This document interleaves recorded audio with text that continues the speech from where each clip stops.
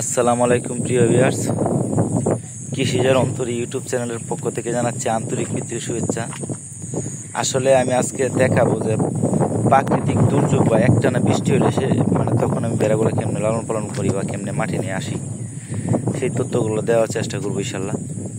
তো দেখেন, আসলে প্রাকৃতিক দুর্যোগ হতেই পারে, আর এই দুর্যোগকে ঠেকায় আমাদের খামার গড়ে তুলতে হবে বা খামারটাকে আগায় নিতে হবে। তো দেখেন, বর্তমানে কিন্তু প্রচুর বৃষ্টি। আজকে আমাদের এদিক দিয়ে লাগা 2 দিন যাবত একটানা বৃষ্টি, রাত্রে দিনে বৃষ্টি, বৃষ্টির কোনো লিক নাই, বৃষ্টি হইতেই আছে। তো সেই ক্ষেত্রে কি করণীয় বা আমি কেমনে খাওয়াই সেটা আমি আপনাদের কাছে শেয়ার করার চেষ্টা করি। তো দেখেন, একটানাই বৃষ্টি, জমিতে প্রচুর পানি বাজে গেছে দেখেন। তো এই বৃষ্টির মধ্যেও আলহামদুলিল্লাহ ভেড়াগুলো খুব সুন্দর খায় আর সমস্যা হয় না। আর এই বৃষ্টির মধ্যে সারাদিনে কি ভেড়াগুলারে ভিজানি যাইব? আসলে যদি ভিজান বড় বেড়া হইলে সমস্যা নাই, আর যদি ছোটো বেড়া হয় সেক্ষেত্রে ঠান্ডা লাগতে পারে। আর চেষ্টা করবেন যে দিনে যেবেলা দেখবেন যে অল্প পরিমাণ হইলে বৃষ্টিটা কম আছে, অল্প দেখবেন যে সারাদিনে তো সমান বৃষ্টি হয় না, মাঝে মধ্যে একটু কম হয় বৃষ্টি। যেমন এখনো বৃষ্টি হইতেছে, কিন্তু আপনারা আমি দেখাইতে পারবো না। দেখেন, পানির মধ্যে চাইলে হয়তো লক্ষ্য করলে বুঝবেন যে বৃষ্টি হইতেছে। তো এই বৃষ্টির মধ্যে একবেলা ছাড়বেন, একবেলা ছাড়ার পরে দেয় যতক্ষণ ওইগুলা খাই বা ভেড়াগুলা মাঠে খাই। আসলে বৃষ্টি হইলেও ভেড়া খায়, প্রচুর খাই, দেখেন খাইতেছে, সবগুলো ভেড়াই খাইতেছে। আমার ছাড়ছেও মেলা সময় হয়েছে, 1 ঘন্টা হয়েছে। আপনারা যতক্ষণ ভেড়াগুলা মাঠে খাইতে থাকে ততক্ষণ খাইতে থাকবো। আর সারাদিনে যদি একবেলা বৃষ্টিতে ভিজে সেক্ষেত্রে কিছু হইব না। এটা আসলে পরীক্ষিত, বা আমার এলাকায় এরকমভাবেই ভেড়া লালন পালন করি বা সার্ভাইভ করি। তো যদিও বাই চান্স কারো ছোটো বাচ্চা থাকে, ছোটো মনে করেন যে অনেক সময় আছে 1 দিনের 2 দিনের বাচ্চা আছে, থাকতেই পারে যেহেতু ভেড়ার খামারে।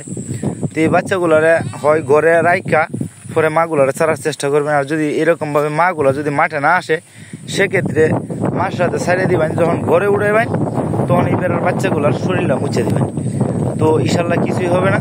আর ভেড়াগুলো কিন্তু প্রচুর কাঁদে, প্রত্যেকটা জমিতে পানি বাজা আছে। আর আমাদের কিন্তু বর্ষার পানি প্রায় চলে আসছে। দেখেন না, কিছু এলাকার মধ্যে পানি দেওয়া যায়, দেখানোর চেষ্টা করি। দেখেন, এই দেখেন পানি দেওয়া যায়, আসলে পানিও চলেই আসছে। তো বর্ষার পানিরও আগমন করতেছে। তো সবাই আমার জন্য দোয়া করবেন। বর্তমানে আমার সবচেয়ে বেশি সমস্যা হয় বর্ষাকালে, যেহেতু চারণভূমি কম থাকে। চারণভূমি কম থাকলে তাও সমস্যা হইল না, তার চাইতে বেশি সমস্যা হয় এই হাঁসগুলোর জন্য। দেখেন, আমাদের এদিকে কিন্তু প্রচুর পরিমাণ হাঁস পালে, দেখতে পারতেছেন কিনা। দেখেন, ওই দেন হাঁস, এই হাঁসগুলোর জন্য সবচেয়ে বেশি আমাদের বিরক্ত হয়। কারণ এই হাঁসগুলো যখন আপনার মাঠে থাকে তখন সবগুলা জমির একবারে এলো পাতারে করে, আর গাছগুলো ময়লা ভরা এলা। আর গাছগুলো যখন ময়লা ভরা তখন কিন্তু আপনার এই ভেড়াগুলো যখন মাঠে খায় তখন কিন্তু ভেড়াটা প্রচুর পরিমাণে কৃমি অ্যাটাক করে, যেহেতু হাঁসের লেদায় আর খায়, ওই রকমই একটা ব্যাপার।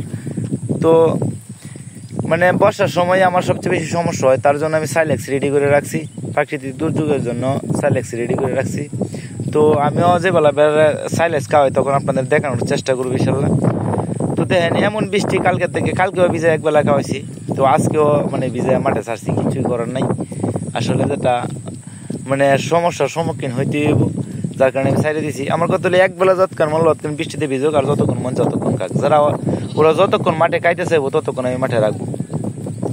তো ধন্যবাদ সবাইকে, সবাই ভালো থাকেন, সুস্থ থাকেন, আমার জন্য দোয়া রাখেন। ছোট্ট একটা খামার, এত বড় খামারিও না, এত বড় স্বপ্নও নাই, তারপরেও স্বপ্ন আছে খামারটারে আগায় নেওয়ার। তো সবাই দোয়া রাখেন, আর আমিও সবার জন্য দোয়া রাখি। সবাই ভালো থাকেন, সুস্থ থাকেন। আসসালামু আলাইকুম।